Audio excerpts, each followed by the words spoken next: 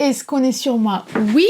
Et bonjour à tous, ça fait 6 mois qu'on s'est quittés et me revoilà enfin. De petits bisous timides aux grands échanges passionnels, l'intimité à l'écran a beaucoup évolué selon les années. Le tout premier baiser à l'écran apparaît en 1896 dans le court-métrage Le Baiser, réalisé par William Hayes. Le baiser est bref et insolent, la séquence est filmée dans les studios de Thomas Edison où on voit May Irwin et John Rice, acteurs de ce premier baiser. 2 ans plus tard, en 1898, même principe, mais cette fois-ci porté à l'écran par 2 acteurs noirs, Shane Suttle et Gertie Brown. Si ce détail peut vous paraître insignifiant aujourd'hui, à l'époque, il s'agissait clairement d'un geste audacieux, dans une époque ségrégationniste. Ce baiser apparaît dans le court-métrage Something Good, réalisé par William Selig. Le premier baiser de personnes du même sexe apparaît à l'écran en 1927, dans le long-métrage Wings, réalisé par William A. Wellman. Bien que l'épreuve d'affection sur grand écran fasse plaisir à voir,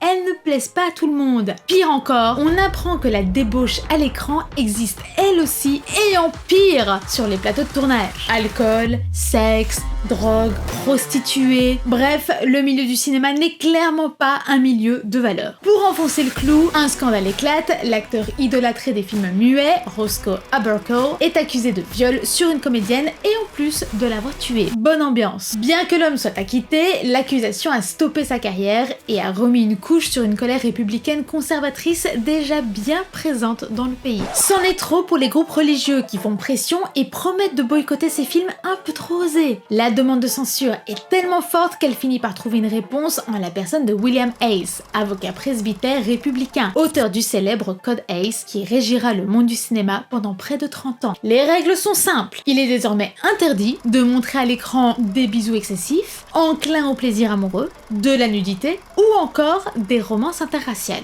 Autant de règles qui ne laissent plus la possibilité aux réalisateurs que de petits baisers qui ne durent pas plus que quelques secondes. La menace sévit et les réalisateurs se voient contraints de s'y plier, sous peine de ne pas voir leur film être projeté en salle. Une catastrophe financière pour ces gens qui ont investi autant d'argent dans ces projets. Malgré tout, certains réalisateurs résistent et font preuve de subterfuge créatif pour contourner les règles, à l'instar d'Alfred Hitchcock et de son baiser long de 3 minutes dans le long-métrage Notorious. Pour éviter de se voir censuré, Hitchcock installe un petit jeu de flirt entre les acteurs qui permet quelques interruptions ni vues ni connues dans ce long baiser amoureux, rendant ce baiser probablement encore plus mémorable et emblématique qu'il ne l'aurait été au départ. Ou encore celui du film Casablanca, où les 2 protagonistes se cherchent, s'embrassent quelques secondes, avant de se supplier de s'embrasser passionnellement. Baiser dont on ne verra qu'une ébauche, mais dont l'intensité est largement entendue à travers ce point sur la table.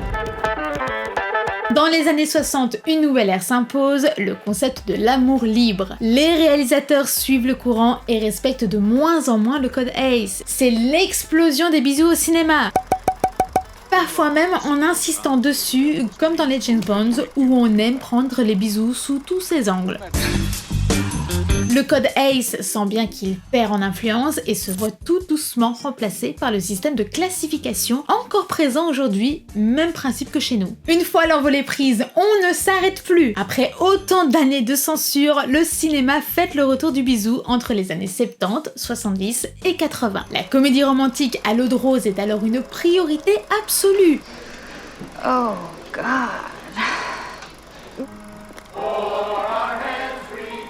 Nobody puts baby in a corner. Les années 90, 90 ne sont pas beaucoup plus sages, avec des films qui poussent encore plus loin les démonstrations affectueuses. Cette fois-ci, on met en scène l'amour dans des histoires un peu plus complexes, qui en montrent donc une autre facette. L'amour peut être plus compliqué que ce qu'on ne pense, mais rester excitant malgré tout. Ainsi, le film Pretty Woman met en scène l'amour entre une prostituée et un homme d'affaires bien sous tout rapport. Ou encore, le film Ghost, qui met en scène une histoire d'amour qui se perpétue dans l'au-delà pour l'un et dans le présent pour l'autre. On pousse d'ailleurs le vice un peu plus loin avec Waiting to Exhale, film dans lequel on voit des gens qui s'embrassent avec la langue. Et ça, c'est une sacrée avancée. Les années 2000 arrivent et ne connaissent plus de tabou. Les films sont de plus en plus romantiques, comme N'oublie jamais, Titanic ou même encore Spider-Man. Si, Spider-Man, vous m'avez bien entendu, avec son bisou mythique à l'envers entre Peter Parker et Mary Jane Watson, qui a clairement marqué les mémoires, tellement qu'il a même été reproduit maintes et maintes fois, notamment dans une série ultra populaire à l'époque. Mais malgré un cinéma plus libéré, la difficulté n'est pas moins grande qu'à l'époque. Puisqu'il n'y a plus aucun tabou, le bisou peut vite devenir très banal, voire attendu. Il est donc nécessaire de faire preuve de créativité pour qu'il puisse toujours faire naître un irrémédiable sentiment de papillon dans le ventre chez les spectateurs. Mais comment faire alors? Mais on va en parler. Le bisou au cinéma peut être très puissant. Les scénaristes en sont bien conscients et adorent en jouer pour rendre son public absolument fou. On ne compte plus le nombre de séries où on fait grandir la tension amoureuse entre deux personnages et où on fait parfois attendre son public 1, 2, voire 3 saisons ou plus pour finalement voir deux personnages emblématiques échanger le premier bisou tant attendu. Ces bisous sont souvent iconiques et pour cause. Non seulement ils sont le saint graal de cette attente insoutenable, mais souvent, parfois même sans qu'on s'en rende compte, ils sont porteurs d'un message qui renforce leur puissance. Et ça par contre, c'est tout à fait pensé par les scénaristes. Par exemple, le baiser entre Jack et Rose. Certes, la pose est iconique, tellement qu'elle a été reproduite un nombre incalculable de fois, mais aussi parce que le bisou représente le rapprochement entre la classe moyenne, voire précaire, et les riches. Le baiser peut être vu comme synonyme d'émancipation pour cette jeune femme éduquée et cultivée qui refuse d'être contrainte à vivre cette vie dont elle ne veut pas. Autre exemple, le bisou entre Noah et Ali. Si vous connaissez ce film, vous savez de quel bisou je parle. Le fameux, le mythique bisou sous la pluie. Elle est issue d'une famille bourgeoise. C'est un ouvrier. Ils ne viennent pas du même monde. Ils se rencontrent lorsqu'elle est en vacances et ils tombent éperdument amoureux. Séparés sans le vouloir, ils finissent par se retrouver et échanger ce baiser charnel. Ce baiser est d'ailleurs devenu tellement mythique qu'il a même gagné en 2005 le prix du meilleur baiser aux MTV Movie Awards, que les acteurs ne se sont d'ailleurs pas gênés de rendre encore plus mythique en reproduisant le baiser sur scène. C'est dire combien ils avaient conscience de la valeur de ce baiser aux yeux du public.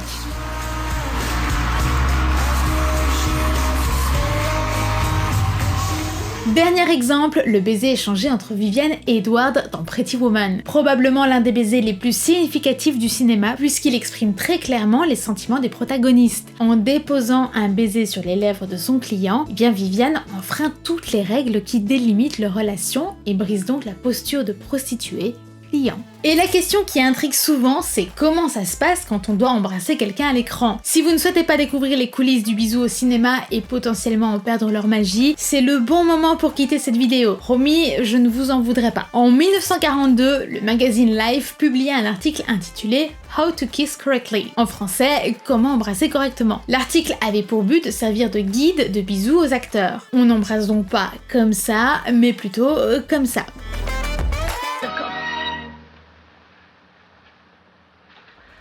Aujourd'hui, il y a toujours plusieurs techniques. C'est souvent le réalisateur qui décide de la mécanique, mais les acteurs ont bien évidemment leur mot à dire en fonction de leur faculté à être à l'aise ou non dans un cas de figure ou l'autre. En tout cas, dans une production normale, on prend en compte l'avis des acteurs. La première technique consiste à positionner la caméra de telle sorte qu'on ne voit pas la bouche des acteurs. C'est le positionnement de la tête des acteurs, bien souvent inconfortable et absolument tout sauf romantique, qui crée l'illusion. La seconde technique, un peu plus intime, mais toujours très soft, est la technique du bisou bouche fermée. Comme son nom l'indique, seules les lèvres se touchent et permet donc de garder une distance et un certain confort pour les acteurs. La troisième technique passe le niveau au-dessus, mais garde encore le peu d'intimité qu'il lui reste. Il s'agit d'embrasser à bouche ouverte, mais sans la langue. L'idée étant d'embrasser une des lèvres de son partenaire à l'écran. Cette technique permet un angle plus passionnel, tout en permettant de garder encore un tout petit peu de salive chacun pour soi. Enfin, la dernière technique pour les plus à l'aise d'entre eux, le French kiss. Un bon bisou passionnel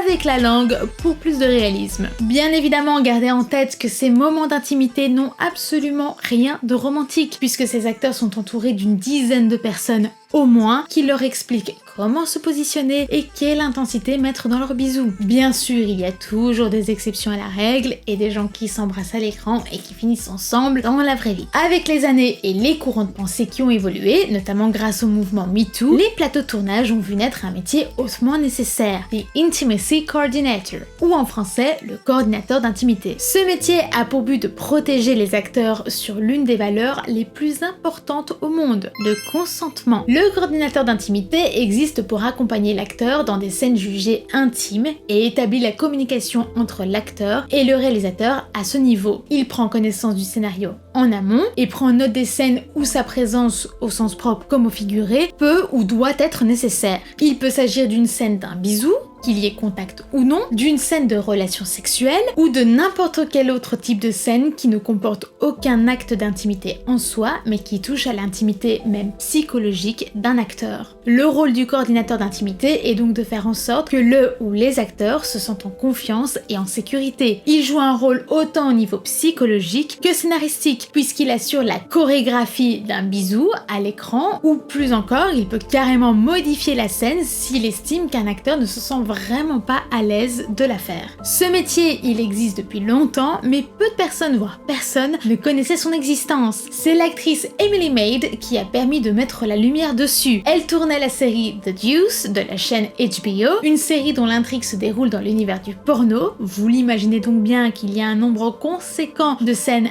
un petit peu intime à tourner. Dans un souci de confort, l'actrice a alors demandé à la SAG-AFTRA, le syndicat des acteurs américains si vous voulez, la présence d'une personne prévue à cet effet sur le tournage. Si la chaîne HBO avait déjà engagé des coordinateurs d'intimité à l'époque, notamment pour la série Game of Thrones par exemple, ou The Affair, elle le fera de façon récurrente, voire même quasi systématique sur ses tournages, comme par exemple pour Euphoria. Netflix n'est pas en reste non plus sur les séries telles que les Chroniques de Bridgerton ou encore Sex Education. Alors bien sûr, la production n'est nullement obligée d'engager ce corps de métier, mais il est quand même vivement conseillé, surtout si le scénario nécessite des scènes d'intimité. Au même titre que même si un coordinateur d'intimité est engagé sur le plateau, il n'est pas obligatoire pour l'acteur de travailler avec lui sur toutes les scènes ou même de travailler tout court avec lui. C'est vraiment à son bon vouloir. Toutefois, si aucun coordinateur d'intimité n'était engagé pour X ou Y raison, il existe tout de même des règles relatives à chaque pays qui permet de protéger un tant soit peu les acteurs. À titre d'exemple, aux États-Unis, il est obligatoire pour les acteurs d'avoir une haleine fraîche. Il est même autorisé à votre partenaire de jeu de vous offrir un petit bonbon à la menthe ou que sais-je, et s'il estime que ça ne le fait vraiment pas pour lui. Alors surtout, à ce moment-là, n'oubliez pas de mettre votre ego de côté. D'autres règles sont établies plus largement dans le milieu du cinéma. Il est par exemple interdit de toucher les parties intimes de son partenaire, bien évidemment, sauf cas isolé qui fera exception à la règle, on s'entend. Et c'est sur cette jolie note que je signe mon retour parmi vous. J'espère que cette vidéo vous aura plu et qu'elle vous aura peut-être appris quelque chose.